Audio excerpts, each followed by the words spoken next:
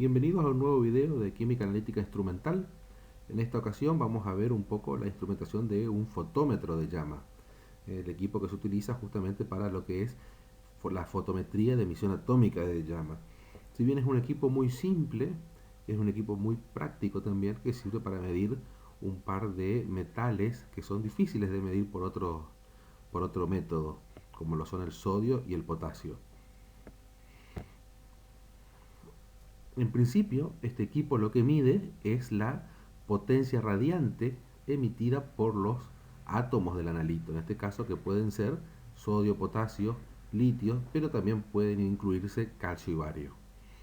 Estos analitos están en fase líquida y son aspirados por un capilar e ingresan a la llama, una llama de butano-aire que alcanza una temperatura de 1700 a 1900 grados centígrados aproximadamente.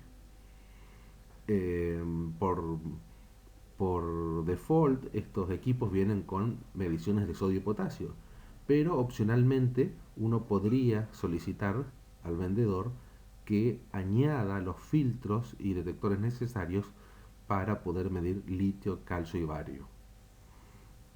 Dado que esta técnica va a depender en gran medida de la cantidad de átomos excitados que hayan en la llama, va a haber una gran dependencia de la temperatura de la misma. Por ello es muy necesario que la llama sea lo más estable posible.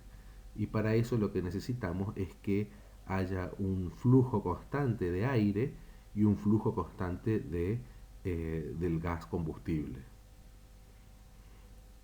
La relación entre la intensidad de emisión y la concentración se expresa en una ecuación muy sencilla que tiene una forma en la que la potencia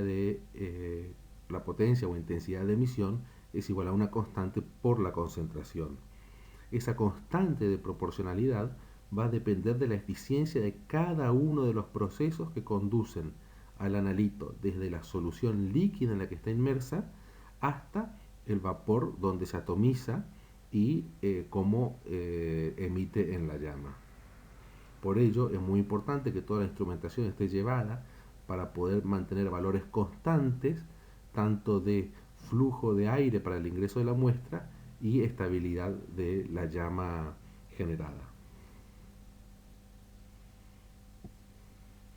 Un esquema básico de los componentes de un fotómetro de llama se puede ver en esta gráfica.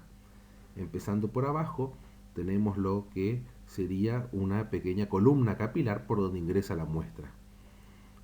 Al costado tendríamos un ingreso de aire que se ingresa mediante una bomba de aire y un sistema, eso conformaría lo que se llamaría un sistema nebulizador.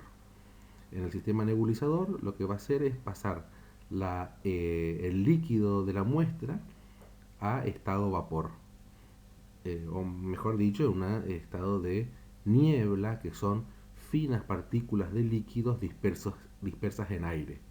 Aquellas partículas que no tengan un tamaño suficientemente pequeño para llegar a la llama van a colisionar con las paredes de la cámara o entre ellas para formar gotas, y esas gotas caerán en el drenaje. Se estima que menos del 10% del líquido aspirado pasa a formato de niebla. Entonces es muy importante que todo el sistema esté bien estabilizado, ya que la intensidad de la llama dependerá de la cantidad de analito que llega a la llama. Por lo tanto, es muy importante que la proporción de muestra nebulizada que llega a la llama sea constante. Una vez llegado a la llama, la solución en formato de niebla se seca, el átomo de analito se atomiza y además hay una energía suficiente para que se excite. Una vez que se excita, pasa a un estado, un nivel energético superior, y al retornar a su estado fundamental o basal, emite un cuanto de energía en forma de luz. Es justamente esta luz la que es proporcional a la cantidad de analito presente en la muestra. Esta luz es una línea, corresponde a una línea del analito y lo que hace es pasar por una lente colimadora, luego por un filtro que va a aislar la línea característica del elemento y finalmente incide en un fotodetector. El fotodetector ya lo habíamos visto en un video anterior, tiene una lámina con un material fotosensible que al incidir unas de luz desprende electrones y estos se van al otro electrodo y generan una corriente. Es esta pequeña corriente generada la que se mide, se amplifica y se registra. Para poder ingresar la muestra, lo que vamos a hacer es utilizar un sistema de aspersión o nebulización de la muestra líquida. Modelos para este sistema hay muchos, todos con sus ventajas y desventajas, pero fundamentalmente se basa en que hacen pasar aire a una presión elevada y al pasar este flujo de aire cerca del extremo de un capilar genera una presión negativa que provoca una succión del capilar. Entonces en el otro extremo, si colocamos un recipiente con la muestra, esta misma será succionada por el capilar y finalmente ingresará al sistema de nebulización. Una vez adentro, la solución ingresada se dispersará en forma de muy finas gotas, las cuales algunas llegarán a la llama y otras colisionarán entre sí o con las paredes del nebulizador, de la cámara de nebulización, y generarán pequeñas gotas de agua que caerán y se perderán por un drenaje.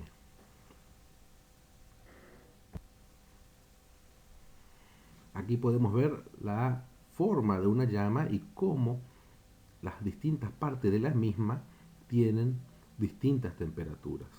En este caso no es una llama butano-aire, sino ya es una llama que está hecha por otros elementos, por eso la temperatura diferente a la que alcanza una llama butano-aire, pero nos sirve de ejemplo para entender cada una de sus partes. En principio si vemos la figura de la izquierda, tenemos el quemador y un primer cono interno muy intenso y alrededor otro cono externo. Es en la zona del medio, la zona intercono o interconal, donde se realiza la lectura, es decir, que a esa altura está el orificio de entrada al detector.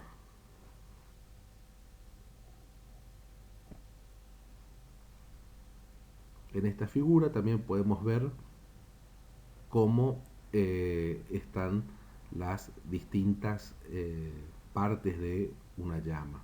Si observamos la figura de arriba a la izquierda, vemos que hay distintas zonas. En la zona de precalentamiento es donde se seca la muestra. En la zona interna, en el cono azul o cono interno, es donde se ocurre la reacción primaria, que es la de excitación del analito. Es en la etapa intercono donde aproximadamente se emite la señal y podemos tener la zona del cono externo donde se producen reacciones secundarias, ya que no olvidemos que está nuestro analito en contacto con oxígeno, agua, dióxido de carbono y otros elementos que componen el aire.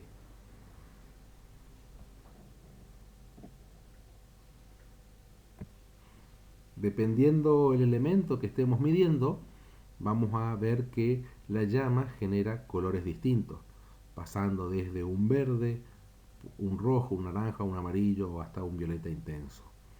Va a depender, cada uno de los analitos presentes en la muestra va a generar un color característico, ya que este color corresponde a la línea de emisión del analito.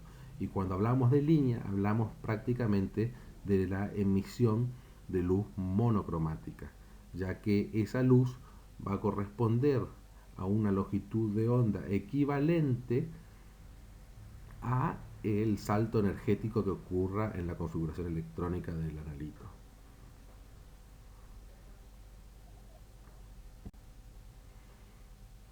En esta imagen podemos observar los distintos colores que se generan en la llama dependiendo el metal que encontremos en la misma, en la muestra. No obstante, muchas veces la muestra presenta más de uno de estos analitos. Por lo tanto, el color de la llama será el color resultante de cada uno de los analitos presentes en la muestra. Afortunadamente, seleccionando bien los filtros, podremos aislar la línea característica del elemento que queremos medir.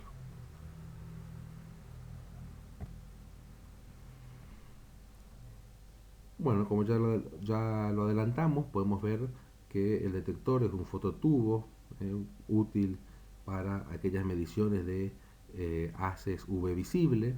En este caso, como estamos midiendo en el visible y generalmente son cantidades significativas y hoy en día tenemos fototubos muy sensibles, es que podemos medir en el orden de los milimolar.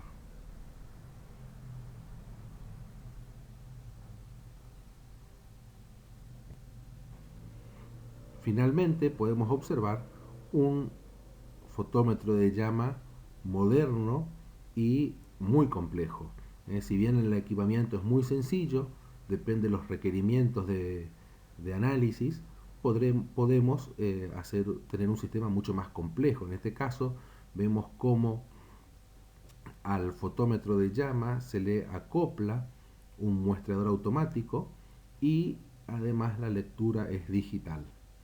Y el pequeño sistema guarda registro de la lectura de los analitos en las distintas muestras.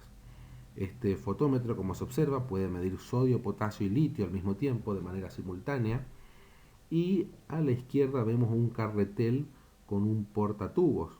En cada uno de esos tubos se agrega la muestra y en algunos en particular se agregarán los que contienen los testigos o los patrones para hacer una curva de calibrado. Se programa en el sistema del fotómetro cuáles son los números del carrusel que corresponden a los testigos o a los patrones y luego cuáles son los que corresponden a las muestras. Se inicia y esto automáticamente hace girar el carrusel. Hay un pequeño capilar móvil que sube y baja para tomar la muestra y va inyectando en el fotómetro de llama. Es importante que entre lectura y lectura se haga correr abundante cantidad de agua destilada o agua desionizada para limpiar el sistema y que la lectura de una muestra previa no interfiera con la lectura de una muestra actual.